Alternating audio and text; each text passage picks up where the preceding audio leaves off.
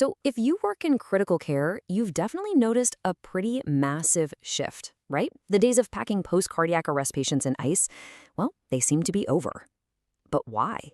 That's exactly where we're going to dive into today. We're going to look at the new science that has completely rewritten the playbook for how we care for these patients. And this really is the big question, isn't it? For so long, inducing hypothermia was considered the gold standard for protecting the brain. Now the guidelines have moved away from it. So what happened?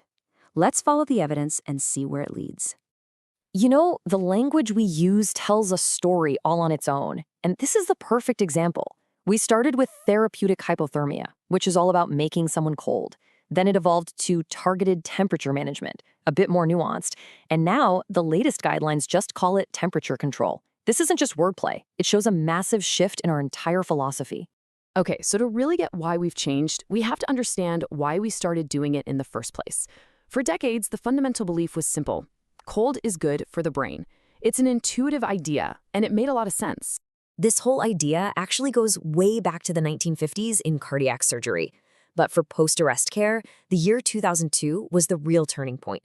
Two huge trials came out that suggested cooling patients down to 32 to 34 degrees Celsius actually improved brain outcomes. And based on that, boom, it became the standard of care all over the world for more than a decade.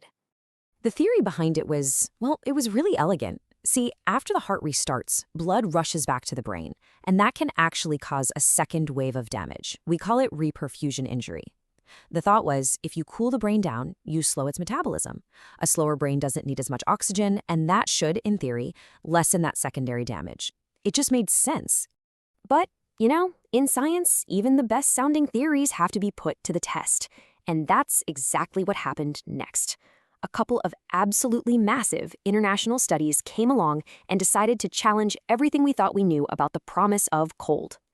And really, the whole debate boiled down to two very simple but incredibly powerful questions.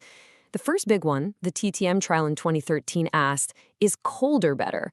Does going all the way down to 33 degrees really help more than just aiming for 36?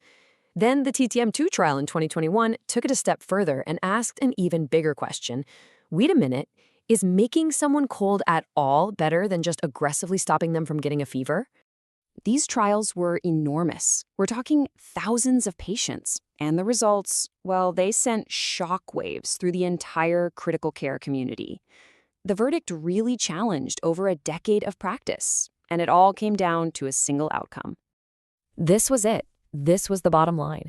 After all the effort, all the resources, all the side effects of actively cooling patients, did it actually help more people survive and walk out of the hospital with their brain function intact? Which one was better? And here's the bombshell. ILCOR, the International Liaison Committee on Resuscitation, looked at all the evidence together, and their conclusion was just crystal clear. There was absolutely no difference in survival or good neurological function between the group that was cooled and the group where they just prevented a fever. Let that sink in for a second. Their practice that was standard of care for years offered no real benefit over just keeping the patient from getting hot. The key wasn't about making patients cold. It was about preventing fever. This one finding changed everything. So with that new evidence, we obviously needed a new playbook. So let's take a look at how this all translates into practice today using the updated guideline from Australia and New Zealand. That's ANZCOR Guideline 11.8 as our guide. Hey, remember that slide on terminology from the beginning? Well, here's where it all comes home. The guideline itself changed its name. That shift to temperature control is deliberate.